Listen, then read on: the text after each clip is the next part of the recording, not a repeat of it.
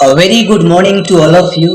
आज की ये class Bharat is my home के इस टॉपिक पर पूरी तरह से आधारित है। इस पूरी क्लास में आप भारत इज माई होम की एक एक लाइन, उसकी मीनिंग और उसके हिंदी अर्थ के साथ सीखेंगे।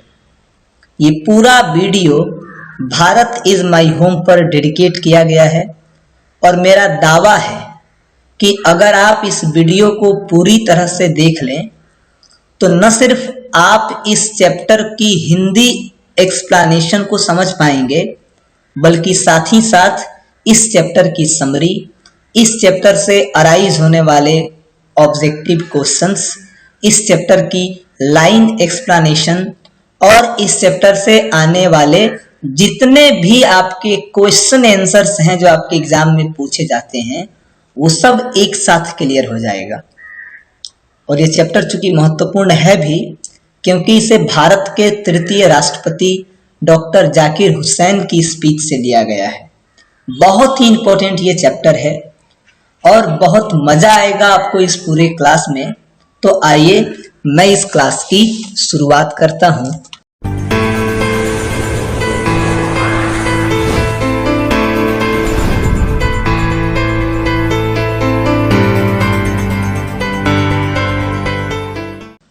आप जैसा कि जानते हैं कि भारत इज माई होम ये दरअसल एक स्पीच है। हर जितने भी चैप्टर होते हैं उन सभी चैप्टर की अपनी एक आइडेंटिटी होती है। अगर आप पोएट्री पढ़ रहे हैं, पोयम पढ़ रहे हैं, हो सकता है कि वो पोयम एक मेटाफिजिकल पोयम हो, एक वार पोयम हो, एक सोनेट हो या फिर एक ओड हो। वैसे ही अगर आप प्रोज पढ़ रहे हैं तो प्रोज में हो सकता है कि आपका वो चैप्टर एक एसे हो या फिर एक शॉर्ट स्टोरी हो, एक स्पीच हो, ड्रामा हो, नोवेल हो। बहुत तरीके के इसके क्लासिफिकेशन किए गए हैं लिटरेचर के। तो भारत इज माई होम ये दरअसल एक स्पीच है और इस स्पीच को, इस भाषण को डॉक्टर जाकिर हुसैन ने दिया था 1967 ईस्वी में। यानी Bharat is my home is a speech delivered by doctor Zakir Hussain in 1967। इस स्पीच को उन्होंने 1967 ईस्वी में जब वो राष्ट्रपति बने। आप जानते हैं कि जब कोई मंत्री बनता है तो वो शपथ लेता है।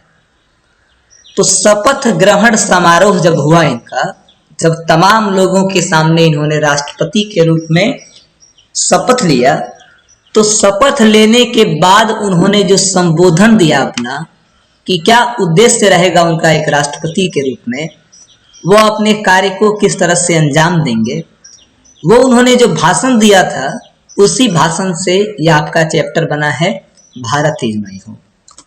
अब मैं आपको थोड़ा सा बताता हूँ डॉक्टर जाकिर हुसैन के बारे में कि डॉक्टर जाकिर हुसैन का जन्म हुआ था 1897 ईस्वी में और वो भी हैदराबाद में हुआ था और इनकी मृत्यु 3 मई को हुई 1969 ईस्वी में दिल्ली में। मैं आपको एक और बात बताऊं, ये एक ऐसे व्यक्ति थे जिनकी मृत्यु राष्ट्रपति भवन में काम करने के दौरान हुई थी। यानी ये अपने ऑफिस में बैठकर राष्ट्रपति के जो भी उत्तरदायित्व होते हैं, जो उनकी रिस्पॉन्सिबिलिटी होती है, वो अपने काम को कर रहे थे और काम करते करते राष्ट्रपति के रूप में इनकी मृत्यु दिल्ली में हो गई, अपने ऑफिस में हुई 1969 ईस्वी में 3 मई को। तो ऑफिस में मरना, काम करते करते मर जाना, ये बड़े सौभाग्य की बात होती है और ये सौभाग्य मिला डॉक्टर जाकिर हुसैन को। जैसे हम अब्दुल कलाम साहब को हिंदू, मुसलमान इन सब परिधियों से बाहर रखते हैं, वैसे ही डॉक्टर जाकिर हुसैन का बैकग्राउंड जो था वो किसी विशेष जाति पर आधारित नहीं था। वो एक सच्चे भारतीय के उदाहरण हैं। डॉक्टर जाकिर हुसैन एक फ्रीडम फाइटर भी थे, स्वतंत्रता सेनानी थे। भारत को स्वतंत्र कराने के लिए जो अभियान चलाया जा रहा था उसमें इनकी एक महत्वपूर्ण भूमिका रही। साथ ही साथ ये एक एमिनेंट एजुकेशनिस्ट भी थे, महान शिक्षाविद थे, बहुत विद्वान थे। शिक्षा के साथ इनका संबंध बहुत ही घनिष्ठ रूप से जुड़ा रहा और इन्होंने राष्ट्रपति पद के रूप में शपथ लेते समय ये बात कहा भी था कि मुझे लोगों ने राष्ट्रपति के रूप में चुना है और मैं ये मानता हूं कि लोगों के द्वारा मेरा ये चुनाव मेरी शिक्षा के अनुसार हुआ है। मेरी शिक्षा के बदौलत लोगों ने देखा है कि यह व्यक्ति लंबे समय से भारतीय संस्कार और भारतीय संस्कृति से जुड़ा हुआ व्यक्ति है। लोगों पर इसने गहन अध्ययन किया हुआ है, तो शिक्षा के वजह से ही मुझे इस राष्ट्रपति पद को दिया गया है। मैं आज जो सुशोभित हूँ राष्ट्रीय इस राष्ट्रपति पद पर, वो मेरी शिक्षा के वजह से हुआ है। बहुत बड़े विद्वान आदमी थे और इनका मानना था कि education is the prime instrument of national purpose. राष्ट्र ने जो भी लक्ष्य बना रखे हैं, राष्ट्र ने जो भी उद्देश्य बना रखा है, उस उद्देश्य को पूरा करने के लिए जिस इंस्ट्रूमेंट की जरूरत पड़ेगी, जिस औजार की जरूरत पड़ेगी, वो औजार शिक्षा है। शिक्षा के द्वारा ही हम राष्ट्र की रूपरेखा को तैयार कर सकते हैं, उससे विकसित, विकासशील, अविकसित महान देश बना सकते हैं। जो रूप आप देना चाहें किसी देश को, वो रूप शिक्षा के अनुसार दिया जा सकता है। ये मान्यता थी डॉक्टर जाकिर हुसैन की। अब हम डॉक्टर जाकिर हुसैन की कुछ उपलब्धियों पर विचार करते हैं। डॉक्टर जाकिर हुसैन 1957 ईस्वी में बिहार के गवर्नर बने, बिहार के राज्यपाल बने और 1962 ईस्वी तक यानी पूरे 5 वर्ष तक उन्होंने बिहार के राज्यपाल के रूप में, गवर्नर के रूप में सेवा दी। उसके बाद 1962 ईस्वी में यानी बिहार के राज्यपाल की अवधि को पूरा करने के बाद 1962 ईस्वी में डॉक्टर जाकिर हुसैन भारत के सेकेंड वाइस प्रेसिडेंट बने, उपराष्ट्रपति बने। यानी राज्यपाल के बाद उन्हें भारत का उपराष्ट्रपति बनाया गया, सेकेंड उपराष्ट्रपति बने। ये आपको पता है कि पहले उपराष्ट्रपति सर्वपल्ली डॉक्टर राधाकृष्णन थे, जिनके जन्म दिवस को हम शिक्षक दिवस के रूप में, टीचर्स डे के रूप में मनाते हैं। और सेकेंड वाइस प्रेसिडेंट, सेकेंड उपराष्ट्रपति डॉक्टर जाकिर हुसैन को बनाया गया। और अंत में वो घड़ी आई जब 1967 ईस्वी में, जब इन्होंने अपने उपराष्ट्रपति के कार्यकाल को पूरा किया, तो 1967 ईस्वी में इन्हें भारत का तीसरा राष्ट्रपति बनाया गया, थर्ड प्रेसिडेंट ऑफ इंडिया। ये भारत के तीसरे राष्ट्रपति भी बने 1967 ईस्वी में। और मात्र 2 वर्षों के बाद एक राष्ट्रपति के रूप में कार्यरत होने पर, राष्ट्रपति थे, राष्ट्रपति के रूप में ही काम कर रहे थे, ऑफिस में ही बैठे हुए थे और इनकी मृत्यु 1969 ईस्वी में अपने राष्ट्रपति भवन के कार्यालय में कार्यरत अवस्था में हुई। ये काम कर रहे थे, उसी दौरान इनकी मृत्यु हुई। आपको मैं बताऊं कि भारत का सबसे जो बड़ा, सबसे सर्वश्रेष्ठ जो अवार्ड होता है, जो सम्मान होता है, जो पुरस्कार होता है, वो भारत रत्न है। और इस भारत रत्न सम्मान से 1963 ईस्वी में इन्हें सम्मानित किया गया था। 1963 में इन्हें भारत रत्न, जो कि इंडिया का सबसे हाईएस्ट सिविलियन अवार्ड है, सबसे बड़ा नागरिक सम्मान है, इस सम्मान से उन्हें 1963 में सम्मानित भी किया गया। अब आपको समझ में आ चुका है कि डॉक्टर जाकिर हुसैन कोई साधारण व्यक्तित्व नहीं था। वो बिहार का राज्यपाल, भारत का उपराष्ट्रपति, भारत का राष्ट्रपति, भारत रत्न पाने वाला व्यक्तित्व था, जिसके भाषण को आज इस चैप्टर में आप पढ़ने जा रहे हैं। आइए हम इस चैप्टर को आगे बढ़ाने से पहले एक चीज और जान जाएं कि डॉक्टर जाकिर हुसैन ने पूरा जीवन डॉक्टर राधा कृष्णन को फॉलो किया, डॉक्टर राधा कृष्णन के पद चिन्हों पर चलने का प्रयास किया। डॉक्टर राधा कृष्णन डॉक्टर जाकिर हुसैन के लिए रोल मॉडल थे, यानी उनके जैसा बनने की कोशिश कर रहे थे डॉक्टर जाकिर हुसैन। और आप देखेंगे कि सबसे पहले उपराष्ट्रपति सर्वपल्ली डॉक्टर राधाकृष्णन बने, और जैसे ही उपराष्ट्रपति का कार्यकाल इनका पूरा हुआ और ये राष्ट्रपति बने, तो उपराष्ट्रपति के पद को डॉक्टर जाकिर हुसैन ने ग्रहण किया। और जब राष्ट्रपति के पद को डॉक्टर राधाकृष्णन ने छोड़ा, तो फिर राष्ट्रपति के पद को डॉक्टर जाकिर हुसैन ने ग्रहण किया। यानी जो पद डॉक्टर राधाकृष्णन ने छोड़ा, उस पद पे डॉक्टर जाकिर हुसैन सुशोभित हुए, उस पद को इन्होंने ग्रहण किया। ये हमेशा डॉक्टर राधाकृष्णन के पद चिन्हों पर चलने का प्रयास किया डॉक्टर जाकिर हुसैन ने। हम इस चैप्टर की पहले एनालिसिस कर लें, हम समझने की कोशिश करें कि इस चैप्टर में है क्या।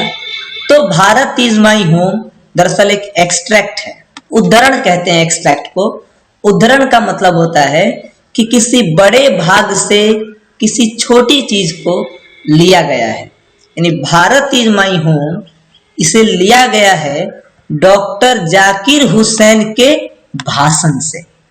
डॉक्टर जाकिर हुसैन के भाषण से भारत इज माई होम को लिया गया है। He delivered his speech in 1967 after taking oath as president. Oath का मतलब होता है शपथ। तो राष्ट्रपति के रूप में जब उन्होंने शपथ लिया, तो शपथ लेने के बाद जो उन्होंने भाषण दिया था 1967 ईस्वी में, उसी भाषण को आपका चैप्टर बना दिया गया Bharat is my home. In his speech, अपने इस भाषण में, he pleads himself to the service of the totality of India's culture.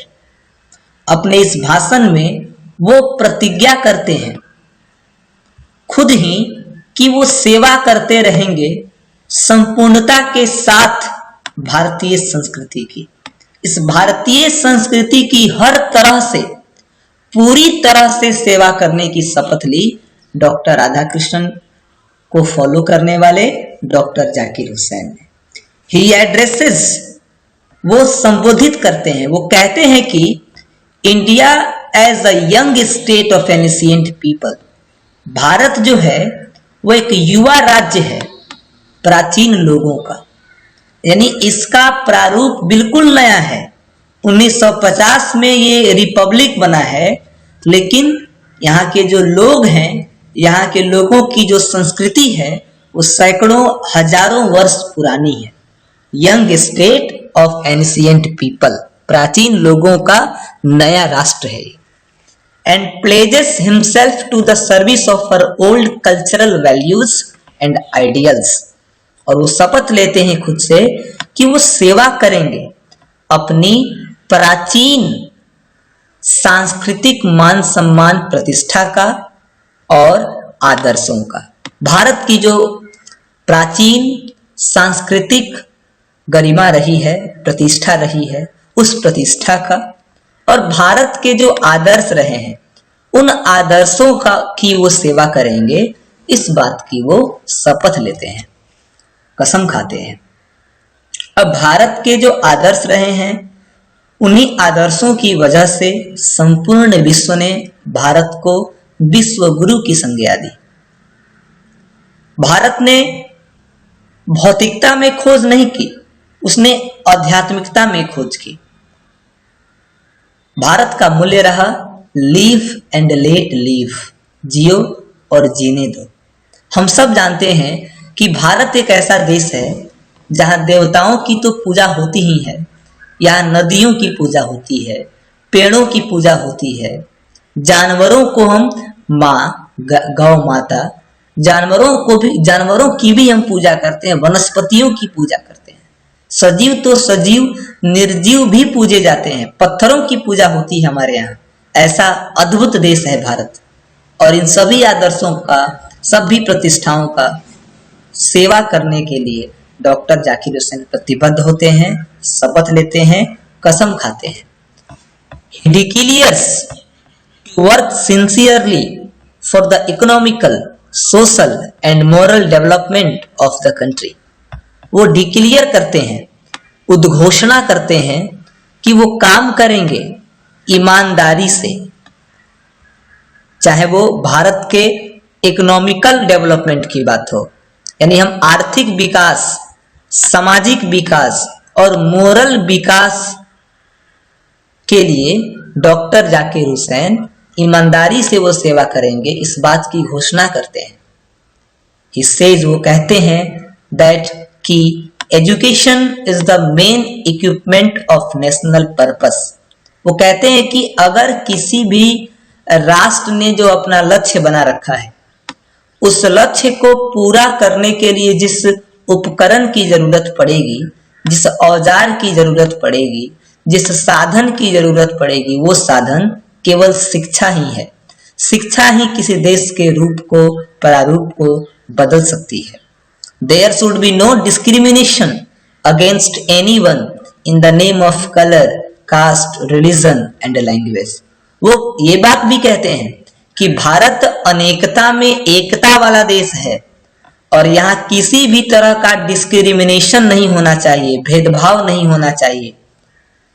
रंग के आधार पर जो लोग भेदभाव करते हैं, जाति के आधार पर जो भेदभाव करते हैं, धर्म के आधार पर जो भेदभाव करते हैं, भाषा के आधार पर जो भेदभाव करते हैं, तो किसी भी तरह का भेदभाव इस देश में नहीं होना चाहिए।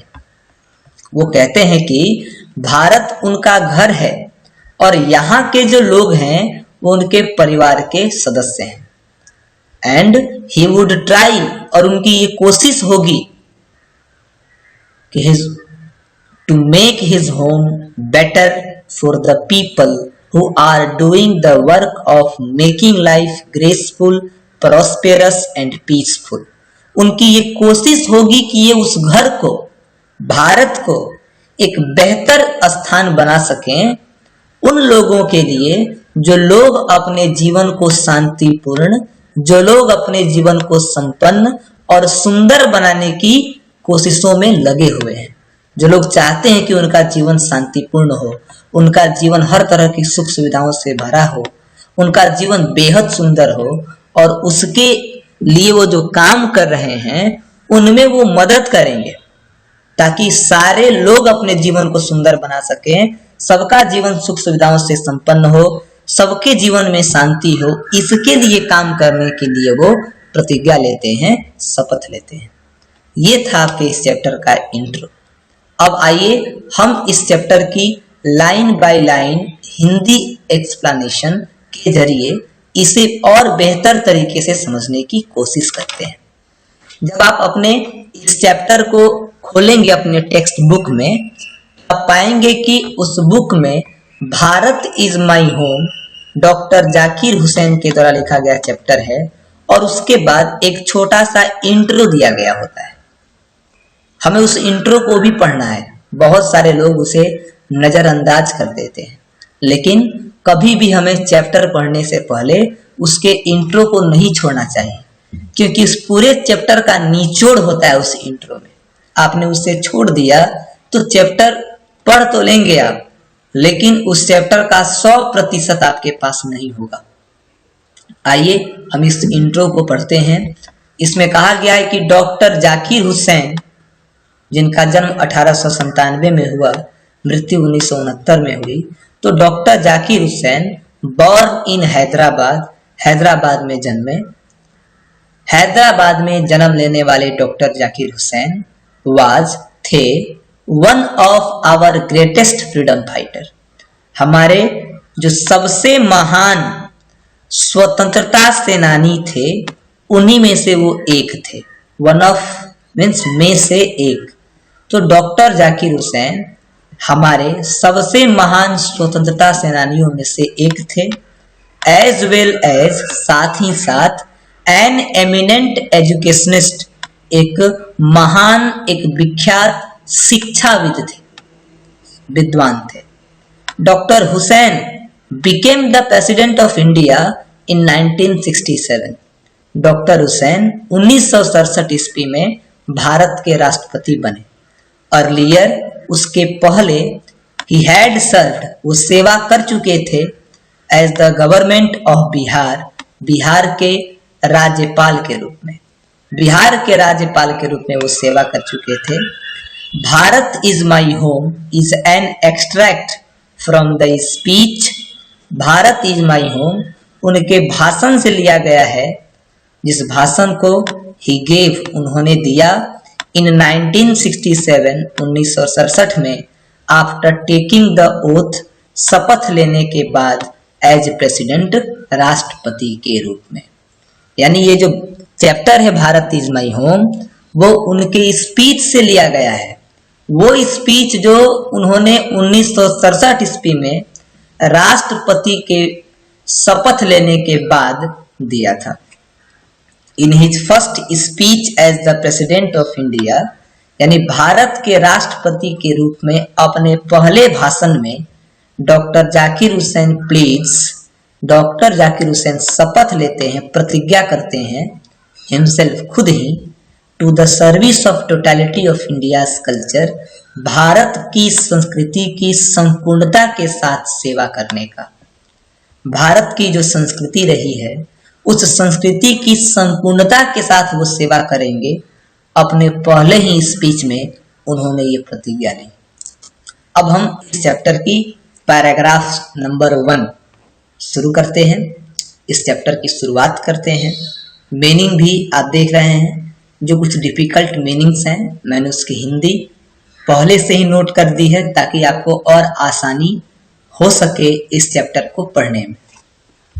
पैराग्राफ 1 में वो कहते हैं, शुरुआत वो करते हैं इस चैप्टर की कि आई मस्ट कन्फेस, मैं अवश्य इस बात को स्वीकार करता हूं, दैट कि आई एम ओवरवेल्म्ड, मैं बहुत अभिभूत हूं, मैं बहुत प्रसन्न हूं, बाई द ट्रस्ट, विश्वास से, माई पीपल, मेरी जनता के, हैव प्लेस्ड इन मी, जो उसने मेरे अंदर किया है।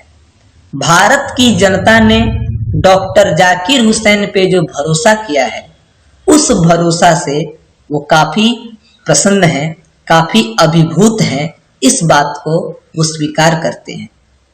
वो कहते हैं कि जनता ने मेरे अंदर विश्वास किया, बाय इलेक्टिंग मी, और मेरा चुनाव हुआ है, to the highest office in the land, इस धरती के सबसे बड़े कार्यालय में, इस धरती के सबसे बड़े कार्यालय के लिए मेरा चुनाव किया है। मेरे देश की जनता ने मुझ पर विश्वास करके, इस बात के लिए मैं काफी अभिभूत हूं, इस बात के लिए मैं काफी प्रसन्न हूं।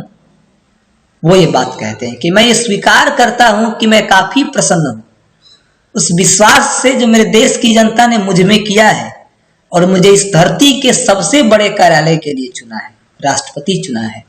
इस बात के लिए मैं काफी अभिभूत हूं, काफी प्रसन्न हूं, मैं ये स्वीकार करता हूं। फिर वो डॉक्टर राधा कृष्णन के बारे में कुछ जानकारी देते हैं। वो कहते हैं कि doctor Radha Krishnan brought to the presidency, doctor Radha Krishnan लाए राष्ट्रपति के रूप में अ मेंटल इक्विपमेंट, बौद्धिक क्षमता को, अ डिग्री ऑफ एरुडेशन, विद्वता की अवस्था को, एंड वेल्थ ऑफ एक्सपीरियंस, और अनुभवों की संपत्ति को, अनुभवों के खजाने को, जो rarely to be found anywhere, जो शायद ही कहीं और, एनीवेयर का मतलब होता है कहीं और, जो शायद ही कहीं और मिल सकती है, जिसे शायद ही कहीं और पाया जा सकता है, वो डॉक्टर राधा कृष्णन ने राष्ट्रपति पद के रूप में लाया। यानी डॉक्टर राधा कृष्णन के पास बौद्धिक क्षमता बहुत ज्यादा थी, विद्वान भी वो बहुत ज्यादा थे, और अनुभव तो उनके पास बहुत अधिक था। अनुभव के मामले में भी अनुभव का खजाना था उनके पास, और इतना किसी एक व्यक्ति में मिल पाना असंभव है। शायद ही दुनिया में कहीं एक व्यक्ति के अंदर इतनी बौद्धिक क्षमता, इतनी विद्वता और इतनी अनुभव मिल सकते हैं। ड्यूरिंग अ लाइफ टाइम, जीवन भर, डिवोटेड, वो समर्पित रहे, पूरे जीवन को राधा कृष्णन ने समर्पित कर दिया, to the pursuit of knowledge and truth, सत्य और ज्ञान की खोज में। पूरे अपने जीवन को डॉक्टर राधा कृष्णन ने सत्य और ज्ञान की खोज में समर्पित कर दिया। He has done more than probably any other man to bring out and explain Indian philosophical thought and oneness of all true spiritual values.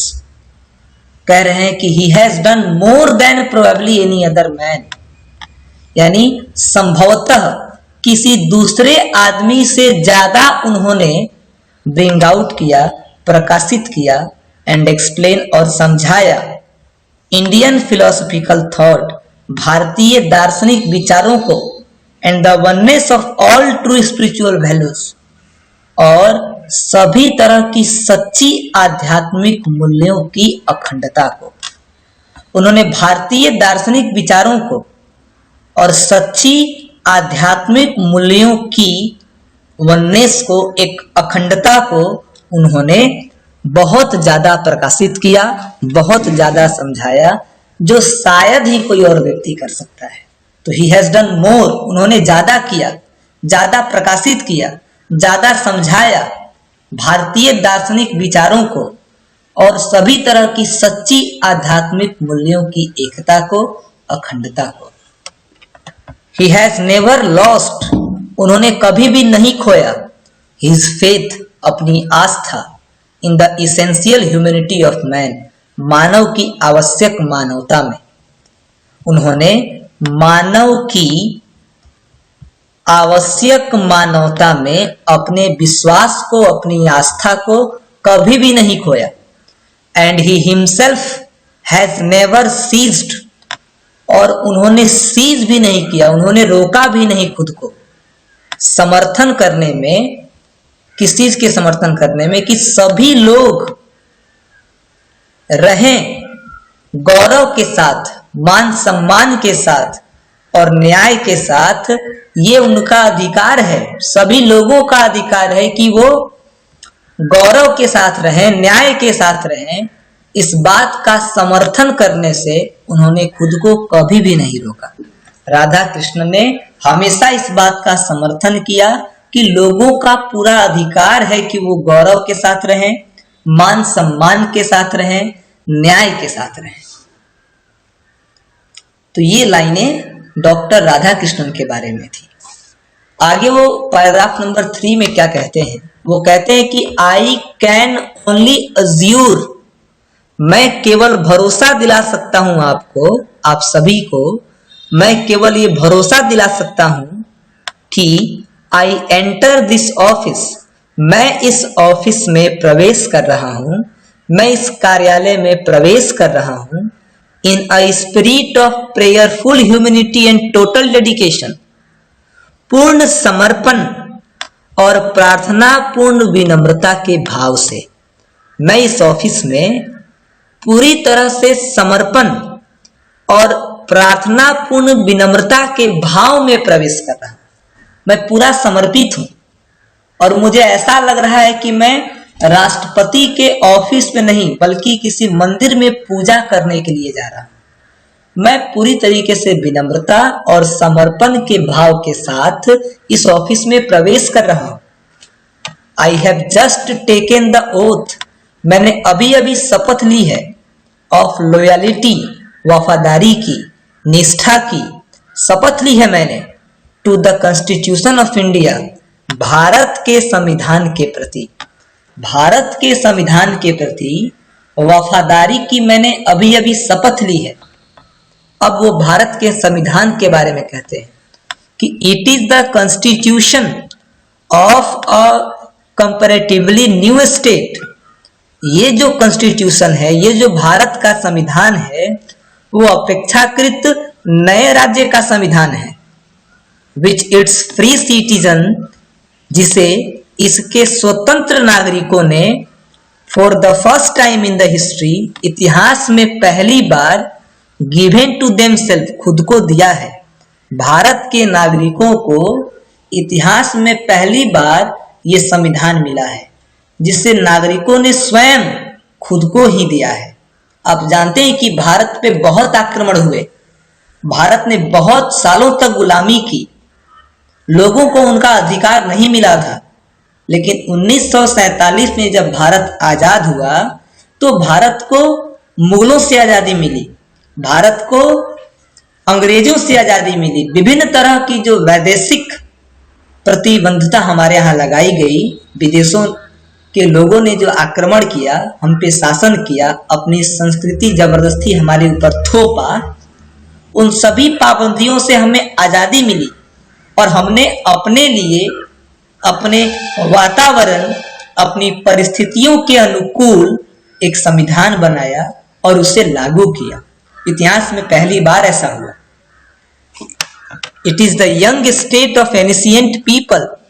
Bharat एक युवा राज्य है प्राचीन लोगों का, जो थ्रू द लॉन्ग मिलेनिया, सदियों से, and through cooperation of diverse ethnic elements, और विभिन्न संजातीय तत्वों के सहयोग से, हैव स्ट्राइवन, कड़ी मेहनत करके, टू रियलाइज, साकार किया है, टाइमलेस एब्सोल्यूट वैल्यूज, निरंकुश मूल्यों को, in their own particular way, अपने अपने अजीबोगरीब तरीकों से।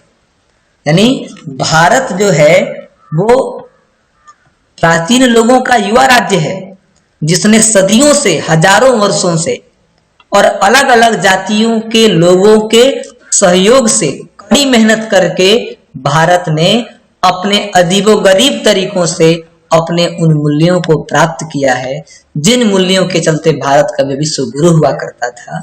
उन मूल्यों को हमने बड़ी कड़ी मेहनत के साथ हजारों सालों से लड़कर उन मूल्यों को हमने साकार किया है, रियलाइज किया है। आई प्लेज, मैं प्रतिज्ञा करता हूं, खुद से, खुद ही मैं ये प्रतिज्ञा कर रहा हूं, to the service of those values, कि मैं उन मूल्यों की सेवा करूंगा जिन मूल्यों को प्राप्त करने के लिए हमारे पूर्वजों ने, उनके पूर्वजों ने और उन पूर्वजों के भी पूर्वजों ने कड़ी मेहनत की, लड़ा। बहुत लोग शहीद भी हुए, बहुत माओं ने अपने बेटे खोए, बहनों ने भाई खोया, औरतों ने अपने पति खोए, बच्चों ने अपने पिता को खोया, पिता ने अपने बच्चों को खोया, इस मूल्य को प्राप्त करने के लिए। और आज अगर ये जो मूल्य हमें मिला है, आज जो मान सम्मान, जो प्रतिष्ठा भारत को मिली है, अब इस प्रतिष्ठा की मैं सेवा करूंगा, इस बात की वो शपथ लेते हैं। और वो कहते हैं कि for though some concrete realisation of a value may become indicate. हालांकि कुछ ठोस अनुभूतियां जो हैं किसी मूल्य की, किसी प्रतिष्ठा की, कुछ ठोस अनुभूतियां अपर्याप्त हो सकती हैं, लुप्त हो सकती हैं, नष्ट हो सकती हैं, with the change of circumstance, परिस्थिति के चेंज होने से, परिस्थिति के बदलने के साथ साथ हमारे मान सम्मान की कुछ ठोस अनुभूतियां नष्ट हो सकती हैं, लेकिन the value remains eternally valid. लेकिन जो वो मूल्य है, मूल्य की अनुभूति बदल सकती है, लेकिन मूल्य हमेशा वैलिड ही रहता है, हमेशा वैध रहता है। और ये प्रेसेस, जोर डालता है, दबाव डालता है, प्रेरित करता है for newer and fresher realisation, नए नए ताजे ताजे अनुभूतियों के लिए। यानी उसी मूल्य से, उसी मान मर्यादा, उसी प्रतिष्ठा को हम फिर से प्राप्त कर सकें और अच्छे तरीके से प्राप्त कर सकें, इसके लिए ये भारत के मूल्य, भारत की संस्कृति हमारे ऊपर दबाव डालती है। वो कहते हैं कि पास्ट इज नॉट डेड, बीता हुआ समय कभी मरता नहीं है, एंड स्टैटिक, और ना ही ये स्थिर रहता है, it is alive and dynamic, ये जीवित रहता है, ये गतिशील रहता है, एंड इज इन्वॉल्व्ड, और ये हमेशा इन्वॉल्व है, हमेशा लगा हुआ है, in determining the quality of our present, हमारे वर्तमान की गुणवत्ता को निर्धारित करने में बीता हुआ समय बहुत बड़ी भूमिका निभाता है। तो यहां तक कि प्रोस्पेक्ट्स ऑफ आवर फ्यूचर, हमारे भविष्य में कौन कौन सी संभावनाएं आएंगी, भविष्य में हम किस दौर से गुजरेंगे, इसका निर्धारण भी हमारा बीता हुआ समय ही करता है। यानी वर्तमान कैसा होगा, भविष्य में कौन कौन सी संभावनाएं आएंगी, ये हमारा बीता हुआ समय तय करता है। बीता हुआ समय कभी मरता नहीं है। पैराग्राफ नंबर 4 में वो कहते हैं कि the process of its constant renewal, कि भारत जो लगातार रिन्यू होता जा रहा है, नया नया इसकी रूपरेखा बदलती जा रही है, तो इसका जो लगातार नवीकरण हो रहा है, लगातार इसके नए नए रूप सामने आ रहे हैं, तो the process of it's constant renewal, यानी लगातार होने वाले इसके नवीकरण की जो प्रक्रिया है, is the process of growth of national character and national culture. ये दरअसल राष्ट्रीय चरित्र और राष्ट्रीय संस्कृति की विकास की प्रक्रिया है। यानी भारत में लगातार होने वाली नवीकरण की प्रक्रिया राष्ट्रीय संस्कृति और राष्ट्रीय चरित्र के विकास की प्रक्रिया है। यानी भारत के जो नए नए रूप सामने आ रहे हैं, वो दरअसल भारत के जो राष्ट्रीय संस्कृति है, भारत का जो राष्ट्रीय चरित्र है, उसमें वृद्धि कर रहे हैं, उसमें विकास ला रहे हैं। It is the business of education as I see it. Doctor Zakir Hussain कहते हैं कि जहां तक मुझे लगता है कि ये जो काम है वो शिक्षा का है, ये शिक्षा का काम है। कौन सा काम? To minister the constant renewal, यानी जो लगातार नवीकरण हो रहा है, लगातार नए नए रूप सामने आ रहे हैं, तो इन नए नए रूपों का प्रबंध करना शिक्षा का काम है। हम जितना ज्यादा शिक्षित होंगे, हम उतना बेहतर रूप अपने देश को दे पाएंगे। And I may be forgiven the projection, कह रहे हैं कि ये मैं जो कल्पना कर रहा हूं, जो मेरी धारणा है, जिसमें मेरा विश्वास है, उस विश्वास के लिए मैं माफी चाहता हूं कि मेरा विश्वास ये है कि my choice to this high office, इस ऊंचे कार्यालय के लिए, इस महान कार्यालय के लिए मेरा जो चुनाव हुआ है, has mainly if not internally been made on account of my long association with the education of my people। वो दरअसल मैं जो लंबे समय से मेरा जो संपर्क रहा है अपने लोगों की शिक्षा के साथ, उसी की वजह से हुआ है। यानी मुझे जो राष्ट्रपति बनाया गया है वो इसलिए बनाया गया है क्योंकि मैं लंबे समय से संपर्क में रहा हूं लोगों की शिक्षा से, और इसी वजह से मुझे इस देश का राष्ट्रपति बनाया गया है। आई मेंटेन, मैं ये मानता हूं दैट कि education is the prime instrument of national purpose, राष्ट्रीय उद्देश्य की पूर्ति करने के लिए शिक्षा मुख्य साधन है। शिक्षा से ही राष्ट्रीय उद्देश्य की पूर्ति हो सकती है। And the equality of education, और शिक्षा की समानता, is inescapably involved in the quality of the nation, वो अपरिहार्य रूप से, अनिवार्य रूप से राष्ट्र की गुणवत्ता में शामिल है। शिक्षा की समानता निश्चित रूप से राष्ट्र की गुणवत्ता में शामिल है। वो ये बात कहते हैं अपने पैराग्राफ नंबर 4 में। अब हम पैराग्राफ नंबर 5 देखते हैं। I therefore pledge myself, इसलिए मैं खुद से शपथ लेता हूं, to the loyalty of our past culture, कि मैं अपने प्राचीन संस्कृति के प्रति वफादार रहूंगा। फ्रॉम वेयर सो एवर, चाहे जहां कहीं से भी ये संस्कृति इट में हैव कम आई हो, एंड बाई हुम सो एवर, और चाहे जिस किसी व्यक्ति ने भी इट में हैव बीन कंट्रीब्यूटेड, इसमें योगदान दिया हो, मैं भारतीय संस्कृति के प्रति वफादार होने की शपथ लेता हूं, चाहे जहां से भी ये आई हो और चाहे जिस किसी ने भी इसमें योगदान दिया हो। I place myself to the service to the totality of my country's culture, मैं प्रतिज्ञा लेता हूं खुद से सेवा करने के लिए संपूर्णता से मेरे देश की संस्कृति का, अपने देश की संस्कृति का संपूर्णता के साथ सेवा करने की मैं शपथ लेता हूं।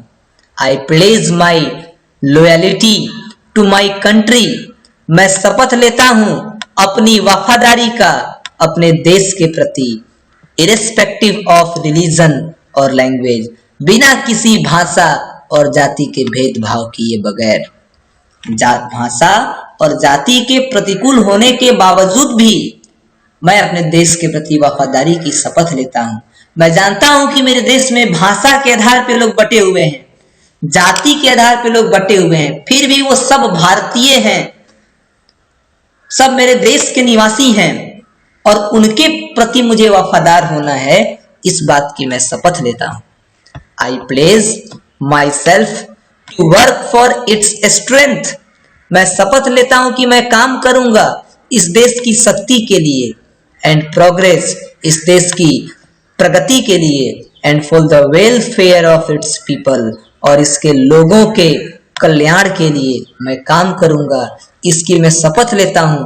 और जब मैं ये काम करूंगा तो वो without distinction of colour, caste and creed होगा, यानी उसमें किसी तरह की धार्मिक विचारधारा, किसी भी तरह का रंग और किसी भी तरह के जाति का भेदभाव नहीं होगा। यानी मैं शपथ लेता हूं काम करने के लिए, इस देश की शक्ति के लिए, इस देश की प्रगति के लिए, इस देश के लोगों के कल्याण के लिए, वो बिना किसी जाति, धर्म और रंग के आधार पर भेदभाव किए।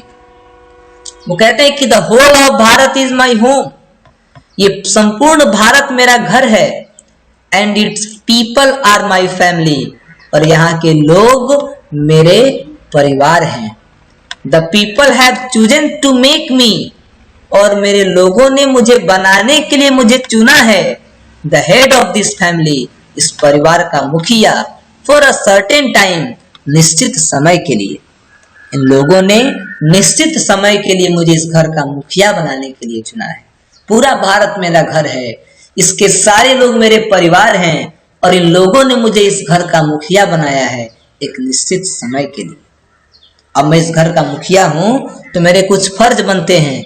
वो कहते हैं कि या it shall be my earnest endeavour to seek, ये मेरा गंभीर प्रयास होगा, प्रयत्न होगा, मेरी कोशिश होगी, to make this home strong and beautiful, कि मैं इस घर को स्ट्रॉन्ग बनाऊंगा, मजबूत बनाऊंगा, ब्यूटीफुल बनाऊंगा, सुंदर बनाऊंगा।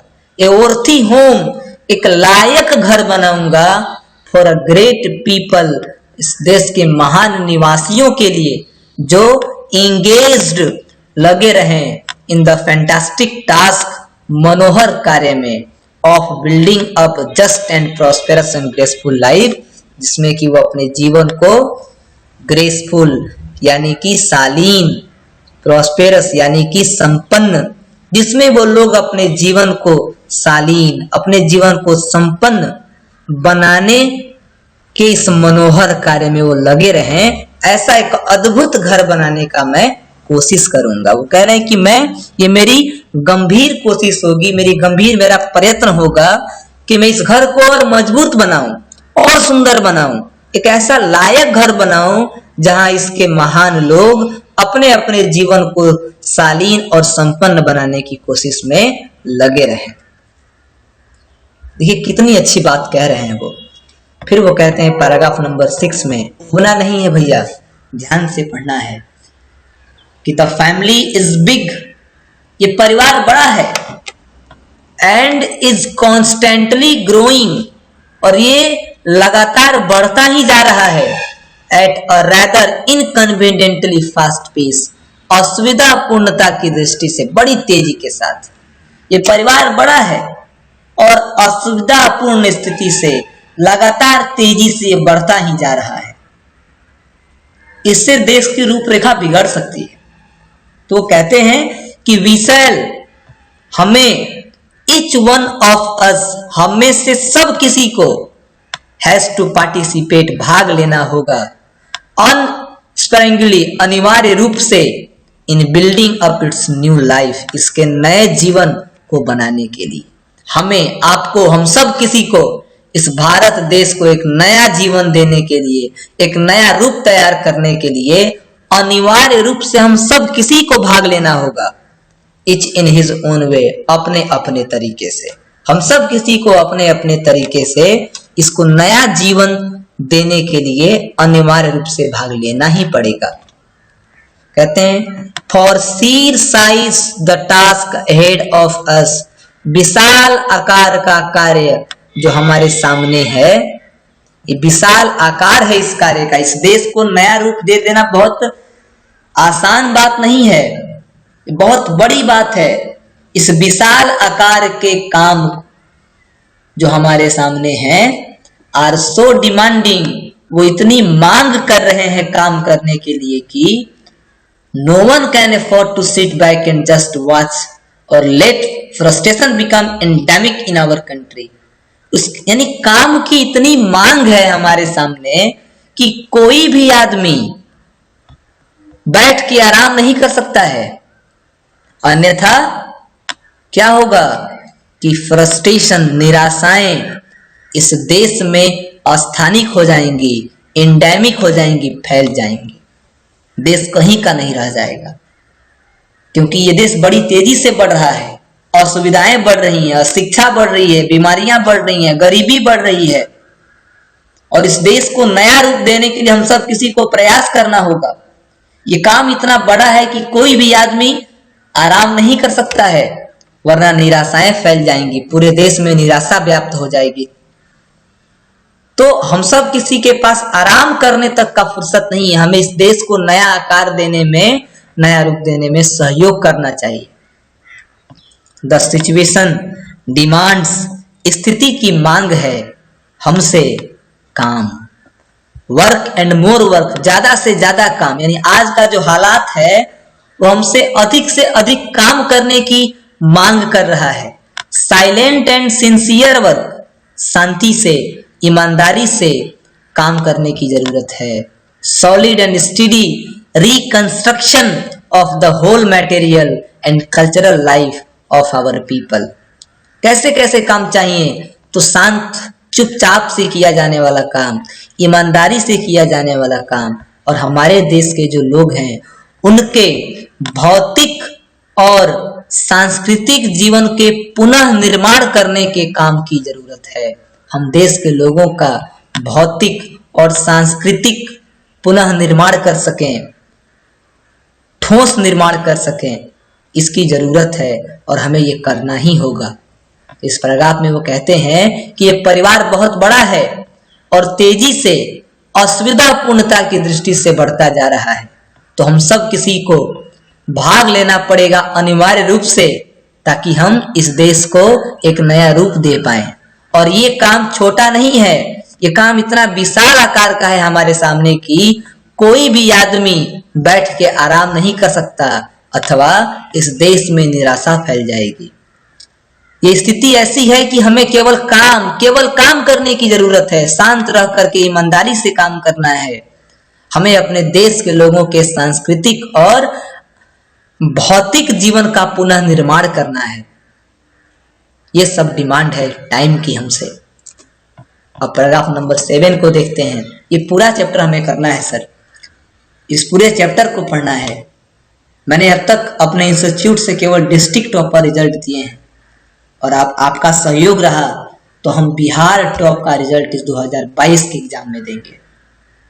अरे जब सवार है जिद की कुछ करके दिखाना है, तो फिर क्या बाकी रह जाएगा जो हाथ नहीं आना है। एकदम सोच लीजिए कि आपको टॉप करना है। अरे वो समय बड़ा बेहतर होगा जब अखबार में आपकी फोटो छपी होगी, पूरा बिहार आपका नाम पढ़ रहा होगा।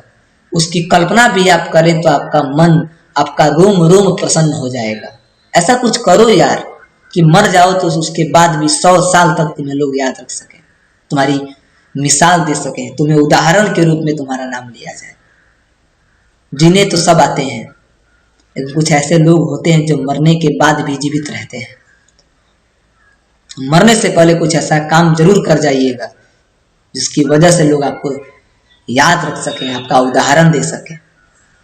आइए हम पैराग्राफ नंबर 7 को पढ़ते हैं। वो कहते हैं कि this work as I see it, जहां तक मुझे लगता है इस काम के 2 एस्पेक्ट्स, 2 रूप हैं। यानी इन दो रूपों से हम अपने देश को नया रूप दे सकते हैं। वो दो रूप कौन कौन से हैं? तो वर्क ऑन वंस सेल्फ, खुद पर किया गया काम, and work for the society around, और समाज में आसपास समाज के लिए किया गया काम। यानी दो तरह से आप इस देश की रूपरेखा को तैयार करने में मदद कर सकते हैं। पहला तो आप खुद पर काम कीजिए, खुद को सक्षम बनाइए ताकि आप दूसरों को सक्षम बना सकें, और खुद सक्षम हो जाइए तो समाज को सक्षम बनाने की कोशिश कीजिए। इन दो तरह के कार्यों से आप भारत को एक नया रूप दे सकते हैं और ये आपका फर्ज है। They are mutually fruitful aspect of work, और ये दोनों जो काम है, खुद पर किया गया काम और समाज के लिए किया गया काम, ये दोनों तरह के जो काम है वो दोनों लाभदायक रूप हैं। इन दोनों से लाभ ही होगा। They are mutually fruitful aspect of work, ये दोनों कार्य के लाभदायक रूप हैं। The work on one's self, अब मैं आपको समझाता हूं कि वर्क ऑन वन सेल्फ का मतलब क्या होता है। तो इसमें वो कह रहे हैं कि the work on oneself is to follow the urge towards moral development. यानी वर्क ऑन वन सेल्फ का मतलब है कि अपनी मन की आवाज को सुनना, अपनी प्रेरणा का पालन करना, नैतिक विकास की ओर एक स्वतंत्र व्यक्ति के रूप में, और वो भी खुद से लगाए गए अनुशासन के तहत। आप खुद के लिए एक अनुशासन तैयार करें और उसी अनुशासन में रहकर एक नैतिक व्यक्ति के रूप में, कुछ गलत नहीं करते हुए अगर आप अपना विकास कर रहे हैं तो इसका मतलब है कि आप वर्क ऑन वन सेल्फ कर रहे हैं, खुद पर काम कर रहे हैं। खुद पर काम करने का मतलब है कि अपनी प्रेरणाओं को फॉलो करना, नैतिक विकास की तरफ एक स्वतंत्र व्यक्ति के रूप में अपने ही द्वारा लगाए गए अनुशासन के तहत, विच अलोन कैन रेंडर, और यही अकेला प्रस्तुत कर सकता है दैट डेवलपमेंट पॉसिबल, उस विकास को संभव। यानी उस विकास को संभव ऐसे ही किया जा सकता है। राष्ट्र का विकास ऐसे ही हो सकता है कि आप अनुशासन में रहकर स्वतंत्र नागरिक के रूप में अपना विकास करें, जिससे नैतिकता का विकास भी हो, किसी का बुरा इसमें नहीं हो। It's and product is a free moral personality, और ऐसा करेंगे तो इसका परिणाम क्या होगा? तो इसका अंतिम परिणाम है आजाद स्वतंत्र नैतिक व्यक्तित्व। स्वतंत्र नैतिक व्यक्तित्व ही इसका अंतिम परिणाम है। We can neglect the end product, और हम इस अंतिम परिणाम को चाहे तो नजरअंदाज कर सकते हैं, चाहे तो इसकी उपेक्षा कर सकते हैं, ओनली एट आवर पेरिल, केवल अपने जोखिम में, अपने बर्बादी के लिए। यानी अगर हम मोरल डेवलपमेंट पर ध्यान नहीं दें, नैतिक विकास पर ध्यान नहीं दें, तो हम खतरे को बुला रहे हैं, जोखिम को बुला रहे हैं, बर्बादी को बुला रहे हैं। यानी हम अपने विकास करने के चक्कर में लोगों की जिंदगियों को खतरे में डाल दें, लोगों का अहित करें, लोगों को नुकसान पहुंचाएं, तो अपनी बर्बादी कर रहे हैं। तो हमें ऐसा नहीं करना है। हमें अपना विकास जरूर करना है, लेकिन हमारे विकास से किसी दूसरे व्यक्ति के मार्ग में कोई बाधा नहीं पहुंचनी चाहिए। इससे हम अपने देश को मोरल डेवलपमेंट की तरफ लेकर जाएंगे, नैतिक विकास की तरफ लेकर जाएंगे। तो मैं फिर से पढ़ा देता हूं कि इस जहां कहते हैं डॉक्टर जाकिर हुसैन कि जहां तक मुझे लगता है इस काम के दो रूप हैं। एक है कि हम खुद पर काम करें, और दूसरा है कि हम समाज के आसपास के लिए काम करें, और ये दोनों काम परस्पर फलदायक हैं, इन दोनों से लाभ ही होगा। वर्क ऑन वन सेल्फ का मतलब है कि आप अपने प्रेरणा का अनुसरण कर रहे हैं, नैतिक विकास की तरफ एक स्वतंत्र व्यक्ति के रूप में अपने ही बनाए गए अनुशासन के तहत रहकर आप अपना विकास कर रहे हैं। और यही एक अकेला ऐसा साधन है जिससे कि देश के डेवलपमेंट को, विकास को संभव किया जा सकता है। और इसका अंतिम परिणाम है एक स्वतंत्र नैतिक व्यक्तित्व। हम इस अंतिम परिणाम को तब ही नजरअंदाज कर सकते हैं जब जोखिम हो, यानी अगर इसे हम नजरअंदाज करेंगे तो जोखिम की स्थिति आएगी, बर्बादी की स्थिति आएगी, संघर्ष की स्थिति आएगी। दिस एंड प्रोडक्ट, और ये जो अंतिम परिणाम है, अंतिम परिणाम क्या था? तो मोरल डेवलपमेंट, नैतिक विकास, नैतिक व्यक्तित्व। ये अंतिम परिणाम कैन नॉट सस्टेन इटसेल्फ, अपने आप जीवित नहीं रहेगा। ये अंतिम परिणाम, ये जो नैतिक विकास है, ये खुद जीवित नहीं रह सकता है without seeking and exercising itself. यानी अगर इसकी खोज न की जाए, इस पर अभ्यास नहीं किया जाए, इसे और बेहतर करने की कोशिश नहीं की जाए, तो नैतिकता जीवित नहीं रह सकती है। Itself to bring out the approximation of the society, ये समाज को समीप लाता है, समाज की समीपता लाता है, समाज के लोगों को एक दूसरे से जोड़ता है।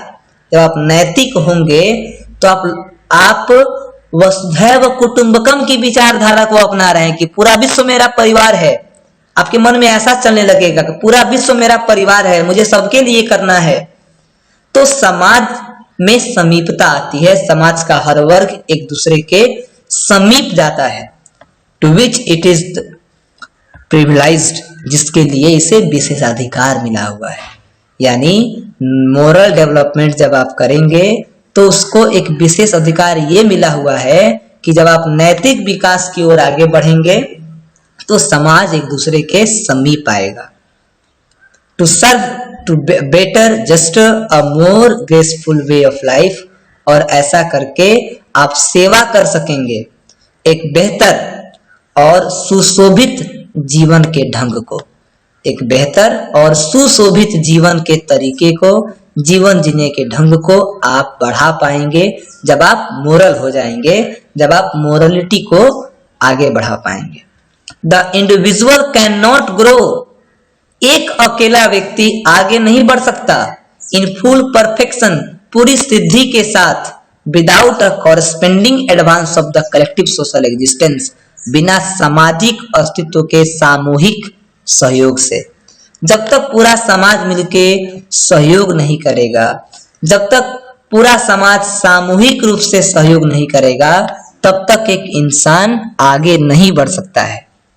यानी आपको आगे बढ़ने के लिए भी समाज की जरूरत पड़ेगी, आपको समाज का सहयोग लेना होगा। तो अगर आप केवल खुद पर विचार करेंगे, समाज का हर व्यक्ति अगर खुद पर विचार करेगा, तो कोई भी व्यक्ति आगे नहीं बढ़ सकेगा।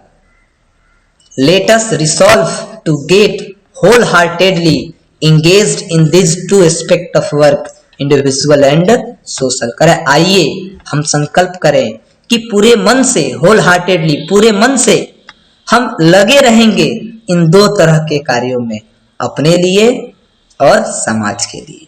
व्यक्तिगत और सामाजिक कार्यों में हम लगे रहेंगे, पूरे मन से लगे रहेंगे। आइए हम इसका संकल्प लें। पैराग्राफ नंबर 8 में कहते हैं कि दिस डुअल एफर्ट, ये जो दोहरा प्रयास है सामाजिक और व्यक्तिगत विकास करना, ये जो दोहरा प्रयास है, will give the forth will give to the life of our state a special flavour. ये दोहरा प्रयास देगा हमारे जीवन को, हमारे राष्ट्र के जीवन को एक स्पेशल, एक विशेष स्वाद। इससे हमारे देश का पूरा माहौल ही बदल जाएगा। ये दोहरा प्रयास हमारे राष्ट्र के जीवन को एक अलग, एक खास किस्म का स्वाद दे देगा। For the state to us, क्योंकि हमारे लिए जो हमारा राष्ट्र है, will not be just an organisation of power, ये शक्ति का संगठन नहीं होगा। हमारे लिए हमारा राष्ट्र केवल शक्ति का संगठन नहीं है, बल्कि अ मोरल ऑर्गेनाइजेशन, ये नैतिक संगठन है। आग लगती है तो हम पड़ोसी के घर में पानी फेंकते हैं, भले उससे हमारी बातचीत नहीं हो। तो हम ऐसे समाज के लोग हैं जहां हम समाज को शक्ति के लिए इस्तेमाल नहीं करते, बल्कि नैतिकता के लिए इस्तेमाल करते हैं, मदद के लिए इस्तेमाल करते हैं। इट इज अ पार्ट, ये हिस्सा है ऑफ अ नेशन टेम्परमेंट, राष्ट्रीय स्वभाव का, ये राष्ट्रीय स्वभाव का हिस्सा है, यही हमारा स्वभाव है।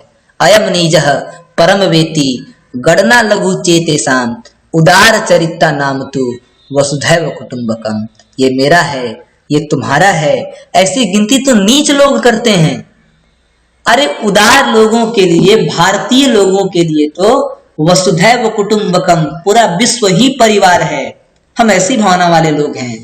तो ये हमारे राष्ट्रीय स्वभाव का हिस्सा है। And the inheritance from great leader of our liberation movement Mahatma Gandhi, और ये विरासत में मिला है, जो एक महान नेता था भारतीय स्वतंत्रता संग्राम का महात्मा गांधी, उससे ये भावना हमें विरासत में मिली है। क्या विरासत मिला है कि पावर शुड बी यूज्ड, शक्ति का प्रयोग होना चाहिए ओनली फॉर नेशनल पर्पस, राष्ट्रीय उद्देश्य की पूर्ति के लिए, राष्ट्रीय उद्देश्य की पूर्ति के लिए ही शक्ति का प्रयोग होना चाहिए।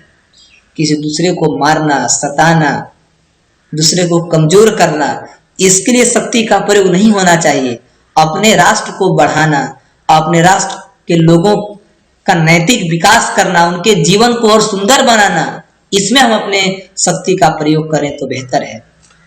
The peace of the strong, बलवान इंसान की जो शांति है, what we shall dedicate ourselves to work for, वो इसमें है कि हम अपने आप को समर्पित करेंगे कार्यों के लिए।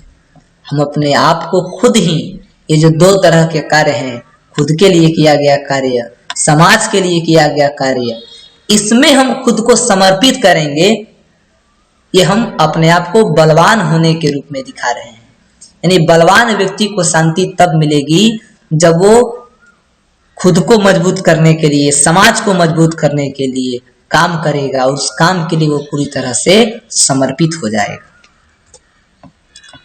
लास्ट है आपका, लास्ट पैराग्राफ है और अभी चैप्टर खत्म होगा कि आई हैव फुल फेथ, मुझे पूरा विश्वास है, इन माई पीपल, अपने लोगों में, मुझे अपने लोगों पर पूरा विश्वास है कि we will bring the fourth energy request for the satisfactory performance of the dual task. ये जो दोहरा कार्य है, इस दोहरा कार्य के प्रदर्शन में, इस दोहरा कार्य के संतोषजनक प्रदर्शन के लिए ये देश के सारे लोग मिलकर के ऊर्जा का प्रयोग करेंगे। जितनी ताकत चाहिए इस दोनों तरह के कार्य के संतोषजनक प्रदर्शन के लिए, इस देश को फिर से विश्वगुरु बनाने के लिए जितना भी काम करना होगा, उस काम में जितनी ताकत चाहिए, उस सारी ताकत हम पूरा एक साथ मिलके दिखाएंगे। ये डॉक्टर जाकिर हुसैन कहते हैं कि ऐसा मुझे विश्वास है अपने लोगों पर कि ये सारे लोग इतनी ताकत लाएंगे जितनी की आवश्यकता है इस डुअल टास्क को, इस दोहरे कार्य को पूरा करने के लिए। It shall be my privilege, वो कह रहे हैं कि ये मेरा भी सौभाग्य है कि मैं योगदान कर रहा हूं अपने हिस्से को, यानी मैं अपने हिस्से का योगदान कर रहा हूं इस करामाती जोखिम के काम में जो पूरे भारत को बदलेगा। ये जो करामाती जोखिम का काम है जिससे पूरा भारत बदल जाएगा, इस काम को, इस उद्देश्य को पूरा करने के लिए मैं भी कुछ योगदान दे पा रहा हूं, ये मेरे लिए सौभाग्य की बात है। तो कहते हैं कि मुझे पूरा विश्वास है कि मेरे भारत के लोग मेरी मदद करेंगे ताकि हम सब एक साथ मिलकर के इस भारत को एक नया रूप दे सकें। तो ये आपका चैप्टर था, इसमें आपने 9 पैराग्राफ को एक साथ किया, और मुझे लगता है कि अगर आपने सही से पढ़ा, इस पूरी वीडियो को देखा, तो आपको रत्ती भर भी कहीं दिक्कत नहीं होगी। कल मैं इस चैप्टर की ऑब्जेक्टिव क्वेश्चन आप सबके सामने रखूंगा। तब तक के लिए धन्यवाद।